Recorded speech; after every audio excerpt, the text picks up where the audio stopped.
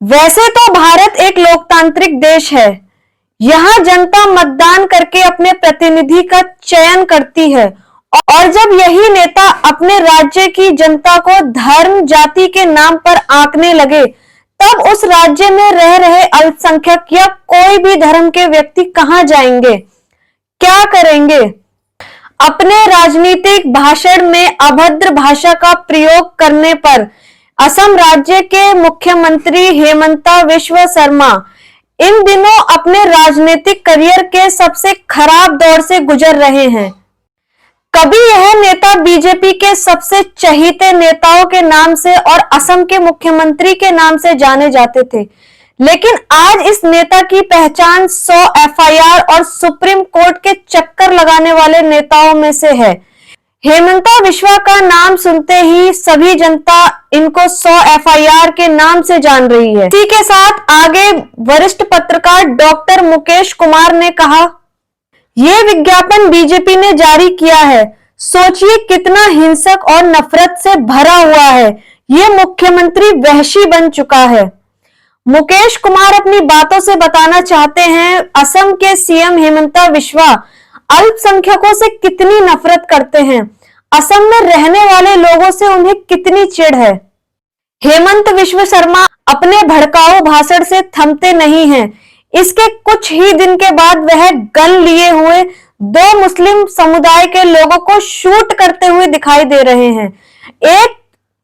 एक बार में देख के इसको ये लगता है यह किसी फिल्म की शूटिंग हो रही है, लेकिन ये शूटिंग नहीं है, एक सच्चाई है जहां पर निशानेबाज की तरह हेमंत बिस्वा निशाना लगा रहे हैं। अपनी इस तस्वीर से वह संदेश देना चाहते हैं कि असम में रहने वाले सभी मुस्लिम अल्पसंख्यक उनके लिए कितने मायने रखते हैं। बार बार हेमंत बिस्वा शर्मा असम में रहने वाले अल्पसंख्यकों का मुद्दा उठाते हैं। क्या वह यह मुद्दा बार बार इसलिए उठाते हैं जिससे असम में हो रहे मुद्दे जैसे बेरोजगारी, अर्थव्यवस्था और बाढ़, इन सबको दबाया जा सके, किसी के ऊपर इन सब मुद्दों की बात ना आए, सिर्फ वह जाति धर्म में फंसकर रह जाएं। भारतीय संविधान के अनुसार भारत में रह रहे सभी लोगों को समानता का अधिकार है। किसी के साथ भी जाति, धर्म, लिंग के आधार पर भेदभाव नहीं किया जाएगा। फिर भी संवैधानिक पद पर बैठे सीएम हेमंता बिस्वा क्यों संविधान का उल्लंघन करते नजर आ रहे हैं? क्यों वह बार बार अल्पसंख्यकों को निशाना बना रहे हैं? क्या वह अपनी इस बात से बताना चाहते हैं कि असम में कानून राज्य खत्म हो गया है, वहां कानून की कोई जरूरत नहीं है, सिर्फ तानाशाह की तरह वह नरसंहार करेंगे? हेमंत बिस्वा शर्मा के इन भड़काऊ भाषणों से उनकी कुर्सी भी खतरे में आ सकती है। क्या बीजेपी पार्टी ऐसे नेता को अपनी पार्टी में रखना चाहेगी जिसने भड़काऊ भाषणों से अल्पसंख्यकों को भड़का दिया है और लगातार उनको निशाना बनाया जा रहा है? अब देखना यह होगा क्या प्रधानमंत्री नरेंद्र मोदी हेमंत बिस्वा शर्मा को मुख्यमंत्री बनाए रखते हैं या नहीं। भारत के सभी नेता और विपक्षी पार्टी हेमंत बिस्वा शर्मा के विरुद्ध जाकर एफआईआर दर्ज करा रही हैं और उन्हें बताना चाहती हैं कि यह भारत देश है, यहाँ पर संविधान चलेगा, ना कि मनमानी चलेगी किसी नेता की। विपक्षी पार्टी कांग्रेस ने इसे लेकर क्या कहा? कांग्रेस पार्टी ने voicehubs.com नाम से एक वेबसाइट भी लॉन्च की है। इसमें मुख्यमंत्री के खिलाफ भ्रष्टाचार और अन्य आरोप दर्ज करने की सुविधा है। वह दिल्ली में सामाजिक कार्यकर्ता हर्ष मंदर ने सीएम हेमंत के खिलाफ पुलिस शिकायत दर्ज कराई। भारत को दुनिया के सबसे बड़े लोकतांत्रिक देशों में से एक माना जाता है, लेकिन जब यहाँ पर लोग सेफ ही नहीं है तो किस बात का लोकतंत्र है ये देश? इस बयान को लेकर जमीयत उलेमाए हिंद ने क्या कहा? इसको लेकर जमीयत उलेमाए हिंद ने सुप्रीम कोर्ट में याचिका दायर की है। याचिका में सीएम शर्मा के बयानों को हेट स्पीच बताया गया है।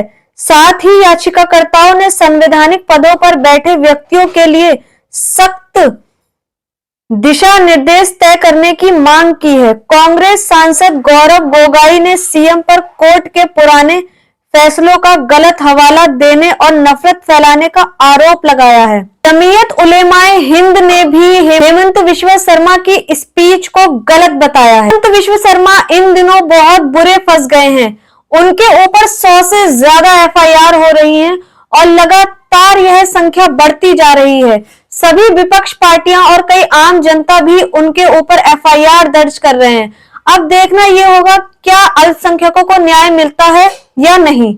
यह कथित बयान सुनने के बाद सुप्रीम कोर्ट के जाने माने वकील प्रशांत भूषण ने ट्विटर पे ट्वीट करके कहा, अगर यही बयान अभी तक किसी विपक्ष पार्टी ने दिया होता, इस विज्ञापन का इस्तेमाल किया होता, तो अब तक UAPA में मुकदमा दर्ज हो गया होता और कड़ी से कड़ी कार्रवाई उस पार्टी के ऊपर हो रही होती। इसके जरिए प्रशांत भूषण कहना चाहते हैं देश के हालात कैसे हो गए हैं और राजनीति कहां से कहां पहुंच गई है।